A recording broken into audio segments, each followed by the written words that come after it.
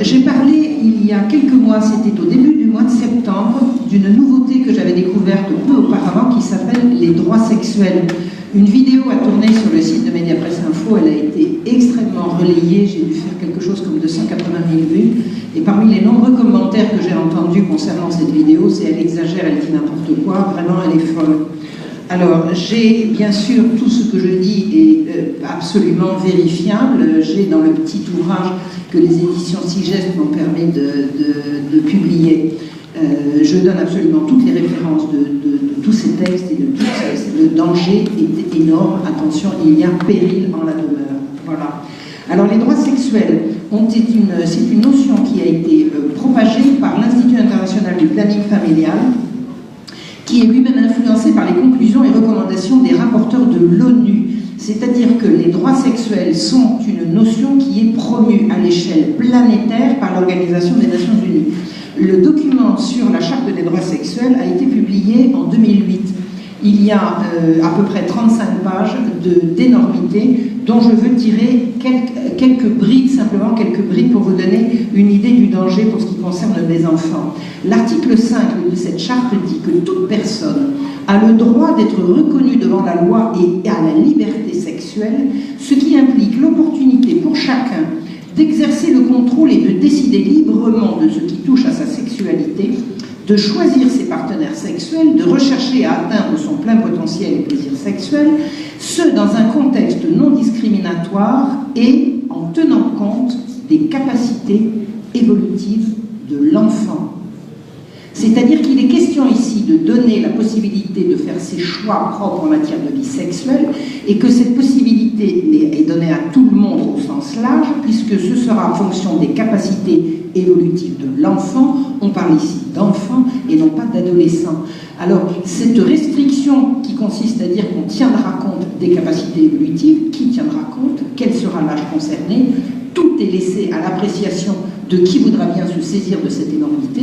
Il est bel et bien question ici de donner des droits sexuels à des enfants. Et on dit bien des enfants, la charte de l'ONU s'est parfaitement distinguée entre l'enfance et l'adolescence. On parle ici d'enfants. Il est dit « Nul ne fera l'objet de lois qui criminalisent arbitrairement les relations ou pratiques sexuelles consenties, ni ne fera l'objet d'arrestations ou de détentions fondées sur le sexe, l'orientation sexuelle, le genre ou les pratiques et une conduite sexuelle consentie. » Consentie à quel âge? Il n'est dit nulle part à quel âge le consentement est requis. C'est-à-dire qu'il est induit ici, inclus, ça n'est pas dit mais c'est induit, que des relations sexuelles consenties avec un enfant ne seront pas considérées comme illicites. Il s'agit donc bien d'obtenir la sexualisation des enfants. L'article 6 nous dit « Toute personne a la liberté de chercher, de recevoir et répandre des informations et idées en matière d'orientation sexuelle, ça c'est homo ou hétéro, d'identité de genre, si je me sens femme ou je me sens homme, et de sexualité par tout moyen d'expression légale, sans considération de frontières, dans un contexte non discriminatoire, dans le respect des droits d'autrui et des capacités évolutives de l'enfant. Ça veut dire quoi? C'est le droit de produire et de diffuser de la pornographie pour tous, par tous les moyens, hors frontières, et également pour les enfants, en fonction de leur capacité évolutive, d'accord, à quel âge? Ça n'est dit nulle part.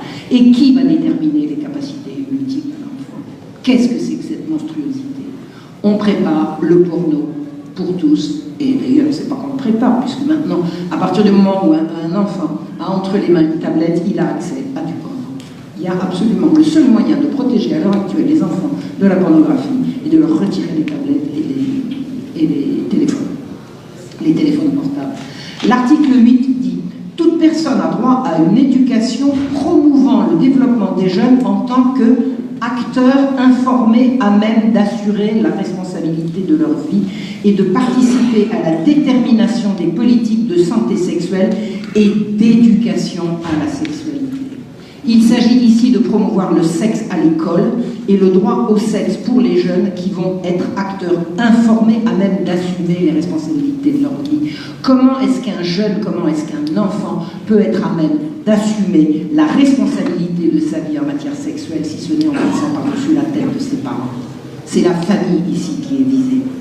Le droit au sexe pour tous, sans la tutelle des parents, et le droit au sexe à l'école. Et remarquez que j'ai dit l'éducation, je n'ai pas dit l'éducation sexuelle, mais l'éducation à la sexualité. On ne va pas apprendre aux enfants ce qu'est la reproduction, on va leur apprendre ce qu'est la sexualité. Vous allez voir comment ça se détermine. L'article 9 dit « Toute personne a le droit d'avoir ou non des enfants biologiques ou adoptifs ». On dit ici que le droit d'adopter doit être reconnu à tout le monde. Qu'est-ce que le droit d'adopter sinon le droit sur des enfants qu'on n'a pas fait? Le droit d'adopter vous donne un droit sur les enfants des autres.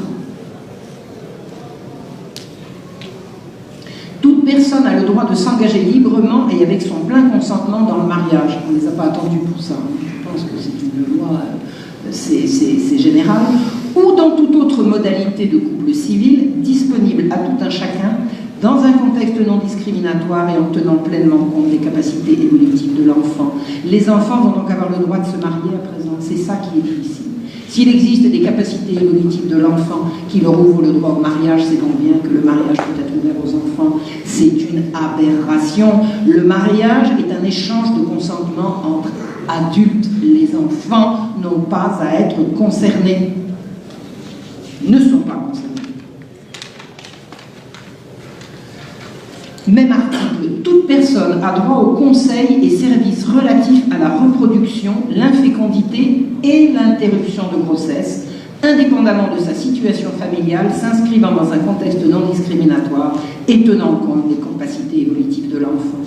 Les enfants ont droit donc aux services relatifs à la reproduction et à l'avortement, mais on parle d'enfants ici. En quoi les enfants sont-ils concernés par le droit à l'avortement? C'est un bourrage de crâne qui va commencer dès le plus jeune âge.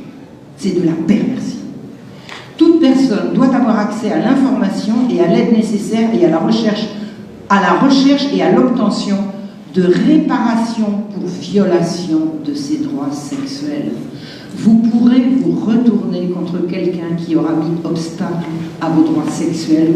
Eh bien, je vais vous donner une illustration épouvantable de cette chose-là. Vous aurez le droit sans doute de faire un procès avec votre père qui vous aura empêché de coucher avec le premier venu. Puisque c'était votre droit. Toute personne a le droit de demander des comptes aux acteurs non gouvernementaux dont les actions ou les omissions ont un impact sur la jouissance de ses droits sexuels. Ceci implique la possibilité de chercher réparation pour toute violation de ses droits sexuels. Qui pose des limites aux droits sexuels, si ce n'est la morale publique, si ce n'est les églises, si ce n'est les parents? On pourra se retourner contre quiconque mettra un obstacle par action ou par omission à ses droits sexuels. En mai 2010, l'UNESCO, agence des Nations Unies qui est en charge de l'éducation et de la culture, a publié les principes directeurs sur l'éducation sexuelle destinés aux professionnels de l'enseignement. Nous sommes donc encore ici, dans le cadre des Nations Unies. Il est dit qu'il faudra inculquer aux enfants entre 5 et 8 ans, tenez-vous bien, l'individu a le droit de prendre ses propres décisions. On va aller maintenant prendre des enfants entre 5 et 8 ans à l'école et on va leur dire « vous avez le droit de décider pour vous-même ». Et papa et maman, là-dedans, ils sont où? Que devient la décision, que devient la protection des parents devant une telle aberration? Les parents et les autres membres de la famille guident et orientent les enfants dans leurs décisions. Eh bien voilà ce que sont devenus les parents, des guides. Les parents ne seront plus ceux qui auront l'autorité et le droit de dire non, mais ceux à qui on pourra demander des conseils. Des conseillers occasionnels. Et j'imagine également des conseillers nourriciers, puisqu'il est bien question que papa et maman continuent d'entretenir l'enfant, c'est quand même le moins qu'on puisse leur demander. Il est dit également des adultes de confiance peuvent être source d'aide et de soutien. Ah oui, c'est-à-dire que quand papa et maman ne conviennent pas, on peut faire appel à des adultes de confiance. Confiance de qui? Qui sont ces adultes de confiance? Quelle garantie a-t-on face à une telle déclaration qu'un adulte de confiance ne sera pas précisément un suborneur, un séducteur? Que le jeune garçon ou la jeune fille pourra faire intervenir devant un juge en disant « j'aime mieux lui que papa, parce que papa il n'est pas d'accord avec moi ». Cette déclaration veut définir ce qu'est un abus sexuel, parce qu'il est important de raconter à ces petits-enfants, on parle de petits-enfants, hein, de petits-enfants entre 5 et 8 ans, ce qu'est un abus sexuel. Tenez-vous bien, il existe des pratiques positives et des pratiques néfastes qui ont une incidence sur la santé et le bien-être en société. Des attouchements incorrects et des relations sexuelles non désirées ou imposées, comme le viol, sont des formes d'abus sexuels. Alors je vais compléter cette déclaration. Il existe donc des attouchements corrects et des relations sexuelles désirées et non imposées, puisqu'on dénonce ceux qui sont non désirés et imposés. On introduit ici l'idée que si l'enfant est d'accord, il n'y aura pas d'abus. On parle à des enfants entre 5 et 8 ans. Il était d'accord, monsieur le juge. Et toi, mon petit? Oui, il est d'accord. Eh bien, circulez. La liberté sexuelle.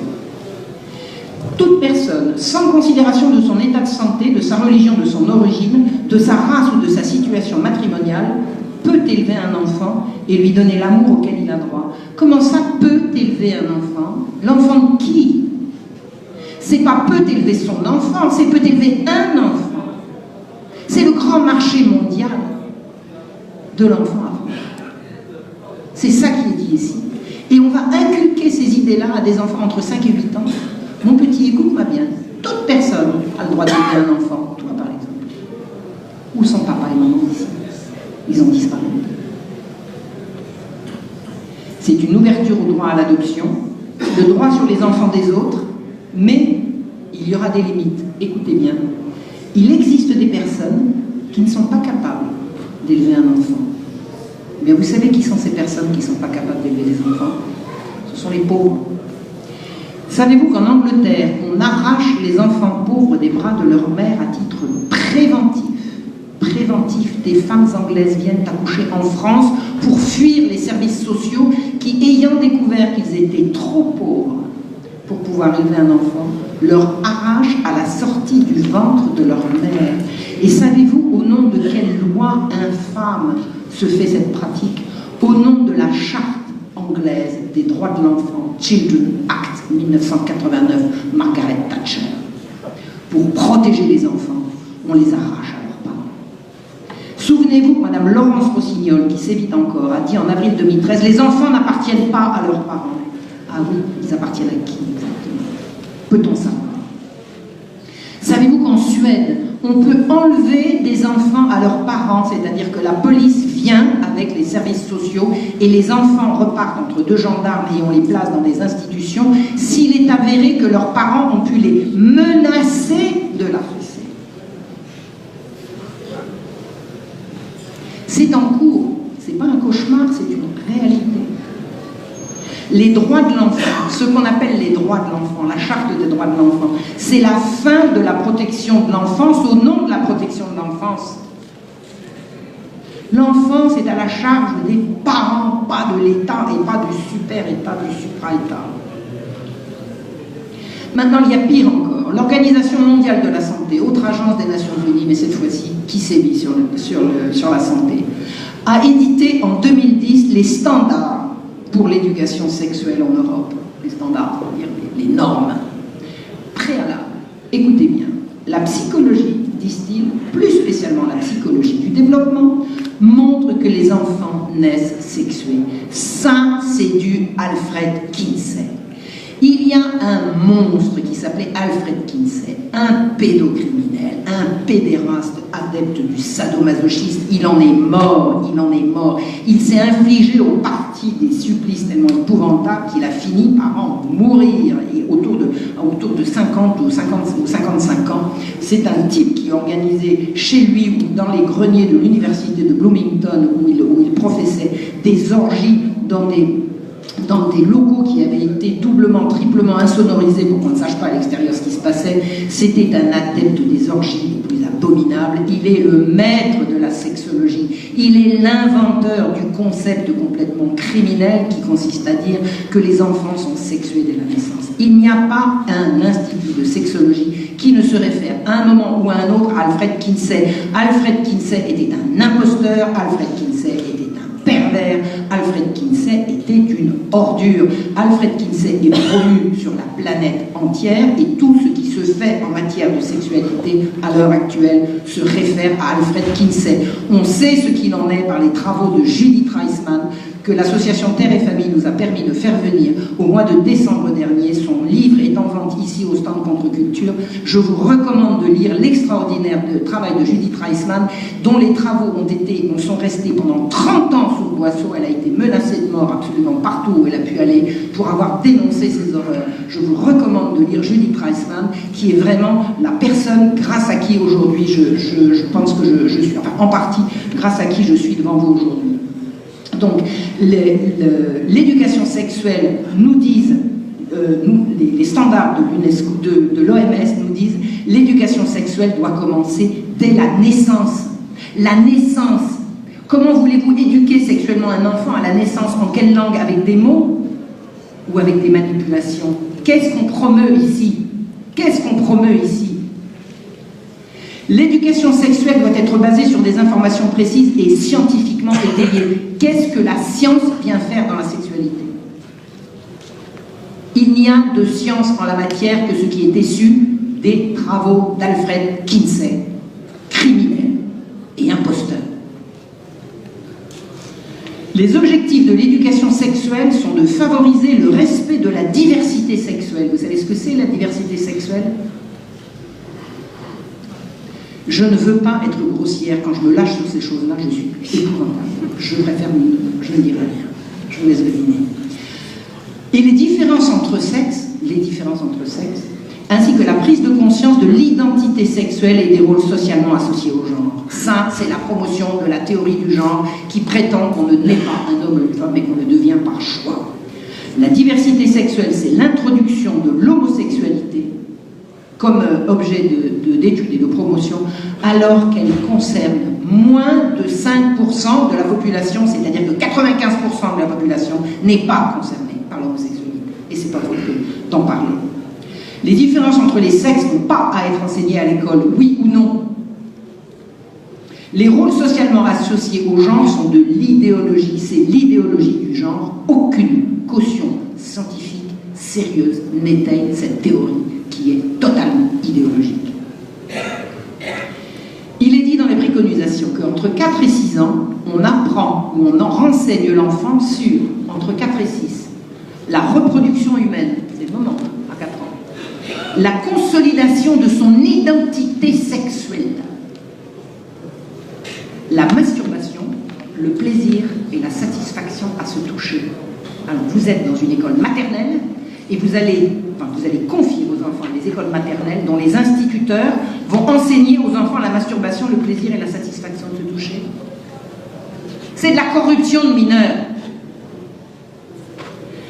On va lui parler des différentes conceptions de la famille. Ah bon? C'est quoi les différentes conceptions de la famille? Si ce n'est la promotion du mariage pour tous, dont tout le monde a compris d'où il venait. C'est pas François Hollande à qui il a pris une lubie un matin. Ce sont des plans à l'échelle mondiale. Les abus, on va parler aux enfants des abus. Certaines personnes peuvent s'avérer violentes. Vous savez ce que ça veut dire, ça? Les abus, c'est la violence. Donc sans violence, pas d'abus. Ah oui? Sans violence, pas d'abus. Et le mensonge, et la manipulation, et la misère, et la séduction. C'est pas de l'abus, ça? Non, il n'y a que la violence. Et s'il n'y a pas de violence, il n'y aura pas eu d'abus. Et on introduit de nouveau ici l'idée du consentement. S'il n'y a pas de violence, il y aura eu consentement. Des enfants de 5 ans pourront donc être considérés comme des partenaires sexuels potentiels pour des gens dont on ne déterminera pas l'âge. On va parler à ces enfants des relations entre personnes du même sexe et le respect des différentes normes en matière de sexualité. C'est bien à 4 ans, à 5 ans, les différentes normes en matière de sexualité. On va lui parler de la conscience de pouvoir choisir. Mon corps m'appartient, j'en fais ce que je veux, et j'ai le droit de dire non. Seulement si j'ai le droit de dire non, et que j'ai pas le droit de dire oui, ça s'appelle pas avoir le droit de dire non. Donc, avoir le droit de dire non, c'est également avoir le droit de dire oui. Ça s'appelle la sexualisation des enfants à partir de 4 ans. Et on va leur parler également du respect des différentes normes en matière de sexualité. À 5 ans, on va expliquer qu'il y a des gens qui sont homo, il y y a des gens, ils sont pas homo. Il y a des gens, ils sont trans, ils sont bi, ils sont queer, ils sont etc. C'est une folie. C'est une folie. On parle ici d'enfants de 5 ans et je ne vous ai donné que le pire, mais je vous assure que ce qui arrive jusqu'à l'âge de 18 ans, c'est épouvantable, c'est abominable. Ces documents sont disponibles gratuitement sur la toile, renseignez-vous. J'en ai fait la recension, enfin pas exacte, incomplète dans le livre, mais j'ai eu l'heureuse et agréable surprise de voir qu'un site est actuellement promu sur la toile, qu'il faut impérativement aller voir, qui s'appelle écoleetsexe.fr. Allez voir ce site, tout y est référencé, c'est une abomination. Je voudrais rebondir sur ce que disait ma voisine il y a un instant. Les syndicats d'enseignants, les syndicats d'instituteurs sont complices de ces politiques. J'ai lu un texte signé du SNUIPP-FSU qui dit que la priorité de l'éducation nationale doit être donnée à la lutte contre l'homophobie dès l'école primaire, c'est-à-dire à la promotion de l'immersion sexuelle dès l'école primaire. Dès l'école... Oui. Parce que ce qu'il faut savoir, c'est que l'association Liberté Politique a fait François Millot-Lochner a déposé une plainte contre l'État, justement, en raison de l'introduction de ces différents programmes dans les programmes de l'école primaire. À partir de l'école primaire jusqu'au bac. Je vous demande de vous réveiller. Il faut absolument prendre conscience de l'énormité du danger. C'est aux parents de protéger les enfants et pas un État criminel et diabolique qui obéit à des ordres secrets. Sexualiser les enfants, c'est un crime contre l'enfance, c'est un crime contre l'humanité. Il y a péril en la demeure. La pornographie a déjà tout envahi. Et des enseignants déboussolés, je veux bien croire que la plupart des enseignants sont déboussolés, vont devenir désormais propagateurs de la corruption de mineurs. Alors je vais vous dire ici ce que j'ai déjà dit à différentes reprises et que je redirai à chaque fois qu'il me sera donné l'occasion de le dire. Le sexe doit impérativement quitter la sphère publique et revenir au domaine qu'il n'aurait jamais dû quitter, celui du couple, celui de l'intimité et celui du sacré. Je vous remercie. Bravo.